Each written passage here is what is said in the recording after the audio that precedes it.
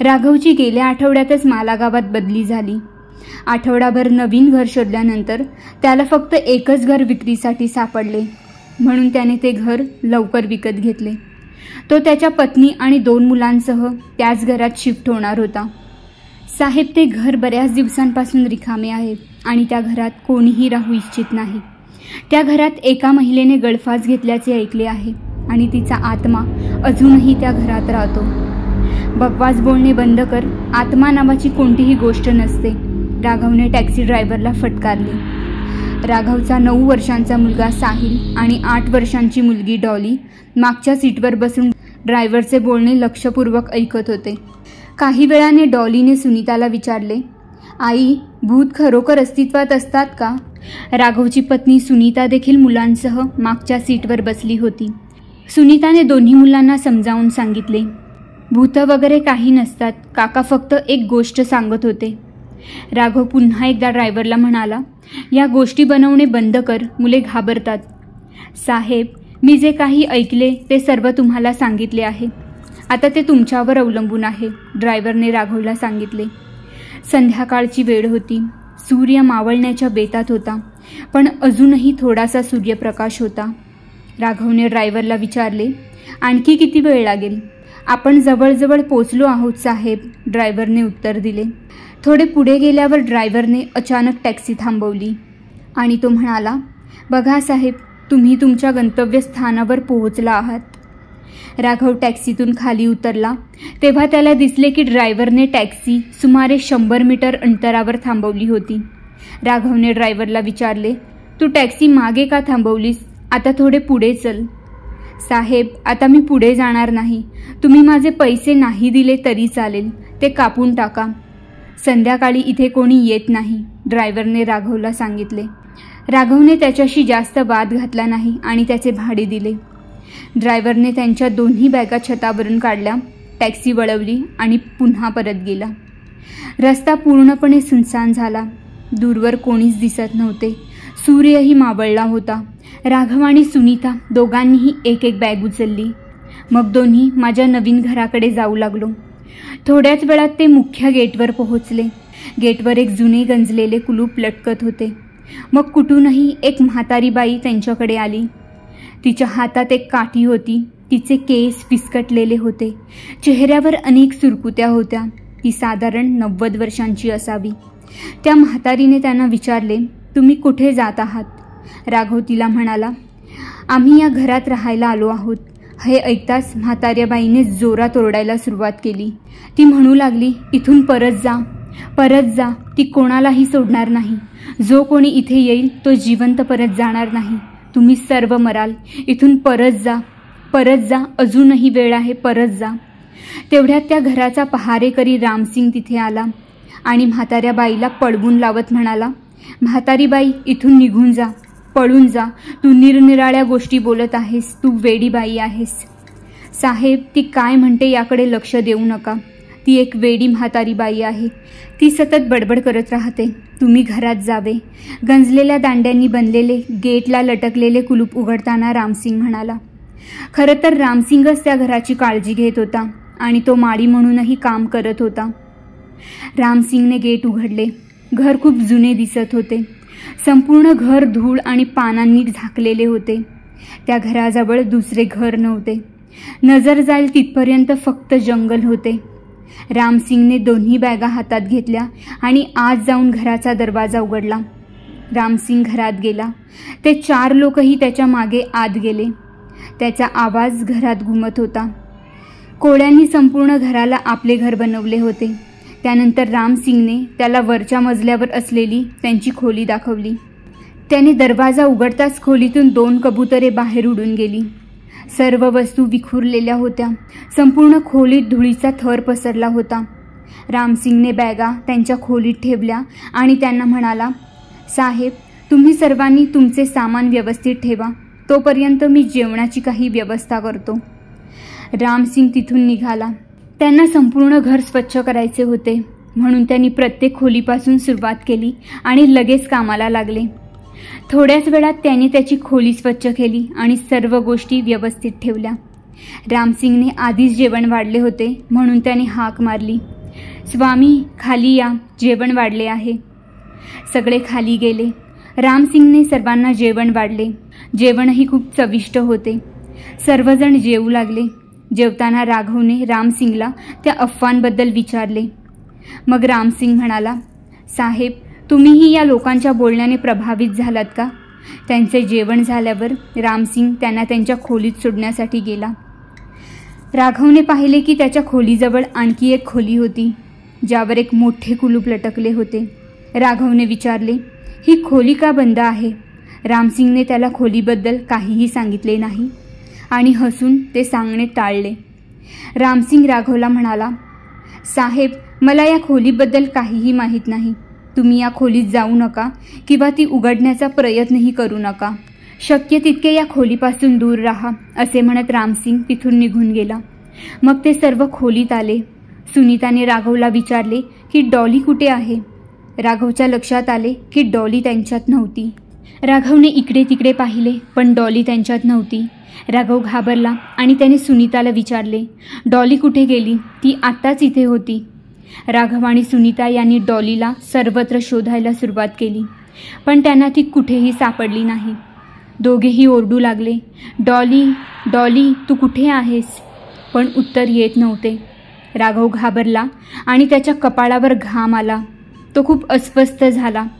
दरम्यानच सुनीताचे हृदय धडधडू लागले. एक अज्ञात भीती त्यांच्या मनात घर करून बसली. त्याला वाटू लागले की डॉलीला काही झाले आहे का? शेवटी ती कुठे गेली त्याला काहीच समजत नव्हते. त्यावर राघव तिला ओरडू लागला, तू त्यांची काळजी घेऊ शकत नव्हतीस का?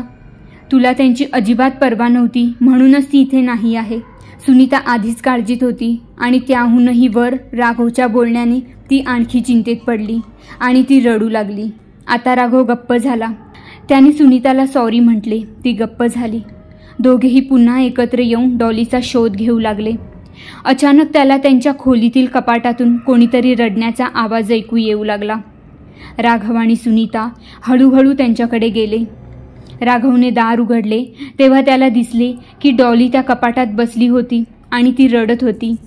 राघवने तिला आपल्या हातात घेतले आणि म्हणाला, काय झालं बेटा, तू कपाटात कशी पोहोचलीस? डॉली काहीच बोलली नाही. ती खूप घाबरली होती. राघव आणि सुनीता देखील खूप घाबरले होते. त्याने डॉलीला आणखी काही विचारले नाही. ती आधीच खूप घाबरली होती. म्हणून ते डॉली आणि साहिलला झोपवण्यासाठी खोलीत घेऊन गेले. खरं तर त्या घरातल्या प्रत्येकाची स्वतःची खोली होती, पण त्यांनी अजून साफसफाई केली नव्हती म्हणून ते सर्व एकाच खोलीत झोपणार होते. वातावरण थोडे शांत झाल्यावर सर्वजण बेडवर झोपले आणि झोपण्याचा प्रयत्न केला. डॉली आणि साहिल लगेच झोपी गेले. काही वेळाने राघवही झोपी गेला, पण सुनीता अजूनही जागी होती. ती नुकतीच झोपली होती आणि अचानक तिला एका लहान मुलाच्या रडण्याचा आवाज आला. सुनीता उठली आणि तिने डॉली आणि साहिलकडे पाहिले. दोघेही झोपले होते. ती बेडवरून खाली उतरली. घरात सर्वत्र अंधार होता म्हणून तिने टेबल लॅम्प लावला आणि पाहिले की खोलीत कोणीच नव्हते. ती घाबरली. थरथरत्या हातांनी तिने टॉर्च उचलली आणि खोलीचा दरवाजा उघडला. तिला वाटले की खोलीच्या बाहेर कोणीतरी असेल, पण खोलीबाहेर कोणीच नव्हते. आता तिला खूप आश्चर्य वाटू लागले. त्याचसोबत तिची भीतीही वाढली. जेव्हा आजूबाजूला कोणीच नसते तेव्हा कोणाच्या रडण्याचा आवाज ऐकू येत आहे.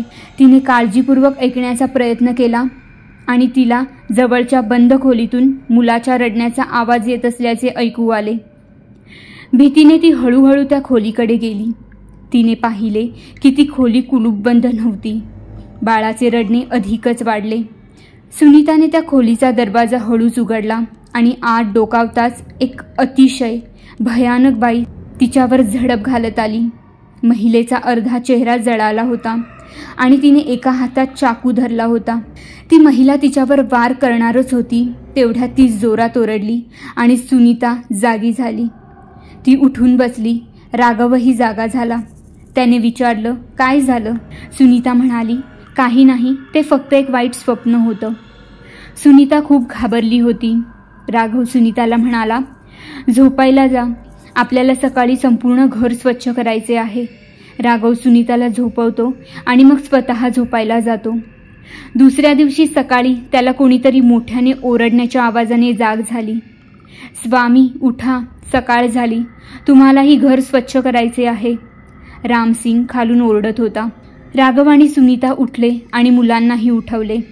जेव्हा सुनीताने राघवला तिच्या स्वप्नाबद्दल सांगितले तेव्हा राघव तिला म्हणाला, तुला ते स्वप्न टेन्शनमुळे पडले असेल, काळजी करू नकोस, ते फक्त एक स्वप्न होतं. राघव आणि सुनीता खाली गेले. राघवला ड्युटीवर जायचे होते म्हणून सुनीताने पटकन नाश्ता बनवला. दुपारच्या जेवणासाठी टिफिन पॅक केले. राघव ड्युटीवर गेला. सुनीताने डॉली आणि साहिलला नाश्ता दिला आणि स्वतः नाश्ता केल्यानंतर तिने घर स्वच्छ करायला सुरुवात केली. घराची साफसफाई करत असताना सुनीता हिला एक फोटो सापडला, ज्यामध्ये एक महिला तिच्या मुलाला मांडीवर घेऊन बसली होती. सुनीताने त्या फोटोकडे फारसे लक्ष दिले नाही आणि तो पुसून पुन्हा त्याच जागी ठेवला. डॉलीला खूप ताप होता म्हणून तिने डॉलीला तापाची गोळी दिली. सकाळी रामसिंग सोबत एक लहान मुलगाही आला. तो मुलगा सुमारे 2 वर्षांचा असेल. रामसिंगनेही तिला घर स्वच्छ करण्यात मदत करायला सुरुवात केली. ते मूल इकडे तिकडे खेळू लागले. साफसफाई करताना सुनीताला तिच्या घराखाली एक तळघर असल्याचे आढळले, जे कुलूप बंद होते. त्याच्याकडे दुर्लक्ष करून सुनीता दुसरीकडे कुठेतरी साफसफाई करू लागली. तिचा संपूर्ण दिवस घर स्वच्छ करण्यात गेला. संध्याकाळी राघव घरी आला तोपर्यंत सुनीताने संपूर्ण घर स्वच्छ केले होते. सर्वांनी एकत्र जेवण केले आणि रामसिंग राघवला म्हणाला, साहेब आता मी उद्या येईन. रामसिंग तिथून निघून गेला. जेवण झाल्यावर सुनीताने मुलांना दुसऱ्या खोलीत झोपवले आणि मुले झोपी गेल्यावर तीही तिच्या खोलीत आली. राघव आधीच खोलीत होता. सुनीता खोलीत शिरताच तिला पुन्हा एका मुलाच्या रडण्याचा आवाज ऐकू आला. तिने लगेच राघवला तो आवाज ऐकवला. राघवलाही त्या मुलाच्या रडण्याचा आवाज ऐकू येत होता. तो हिम्मत एकवटून बाहेर जाऊन पाहत होता. आवाज खालून येत होता. जेव्हा ते दोघेही खाली उतरले तेव्हा त्यांना दिसले की सकाळी रामसिंग सोबत आलेला तोच लहान मुलगा समोरच्या खुर्चीवर बसला होता. त्याला वाटलं की कदाचित रामसिंग विसरला असेल, पण मग त्याला वाटलं की कोणी स्वतःच्या मुलाला कसं विसरू शकतो. सुनीता आणि राघव मुलाला सोबत घेऊन गेले आणि त्यांना त्यांच्या खोलीत झोपवण्याचा प्रयत्न केला. काही वेळाने मुलाला झोप लागली. काही वेळाने राघव आणि सुनीता यांनाही झोप येऊ लागली आणि तेही झोपी गेले. मध्यरात्रीच्या सुमारास त्यांना पुन्हा मोठ्याने रडण्याचा आवाज ऐकू आला आणि त्यांना दिसले की ते मूल तिथून गायब आहे. आवाज खालून येत होता. दोघेही खाली आले आणि बघायला गेले. राघव आणि सुनीता यांनी पाहिले की ते मूल पुन्हा त्याच खुर्चीवर बसून रडत होते. हे पाहून दोघेही थक्क झाले. त्यांनी मुलाला पुन्हा उचलले आणि त्यांच्या खोलीत नेले. ते मूल अजूनही रडत होते. अचानक मुलाला जोरदार खोकला येऊ लागला आणि काही वेळातच त्याला रक्ताच्या उलट्या होऊ लागल्या. संपूर्ण बेड रक्ताने माखलं होतं. दोघेही खूप घाबरले. राघव पाणी आणायला गेला. सुनीता तिच्या मुलांच्या खोलीत गेली आणि तिने पाहिले की मुले सुरक्षित झोपली आहेत. ती पुन्हा तिच्या खोलीत धावत गेली. राघवही खालून पाणी घेऊन आला, पण त्याला दिसले की मुलगा त्यांच्या खोलीत नव्हता, तो गायब होता. त्यांनी त्याचा खूप शोध घेतला, पण तो कुठेही सापडला नाही. त्यांच्या बेडशीटवर रक्त लागले होते म्हणून ते त्यांच्या मुलांच्या खोलीत येऊन झोपले. दुसऱ्या दिवशी सकाळी राघव आणि सुनीता जागे झाले तेव्हा त्यांना दिसले की ते त्यांच्याच खोलीत पडलेले आहेत आणि त्यांच्या बेडशीटवर रक्ताचा थोडासा डागही नव्हता. दोघांनाही काहीच समजत नव्हते. थोड्या वेळाने खालून रामसिंगचा आवाज आला, साहेब उठा, आता सकाळ झाली. रामसिंगचा आवाज ऐकताच राघव लगेच खाली गेला आणि रामसिंगला विचारले, तुम्ही इथे आणलेले तुमचे मूल कुठे आहे? रामसिंग आश्चर्यचकित झाला आणि म्हणाला, कोणते मूल साहेब, मी अजून लग्न केलेले नाही, मला मुलेही नाहीत. अचानक त्यांना पुन्हा एका मुलाच्या रडण्याचा आवाज ऐकू आला. मित्रांनो, पुढील भागासाठी चॅनेलला सबस्क्राईब आणि एक कमेंट जरूर करा. धन्यवाद.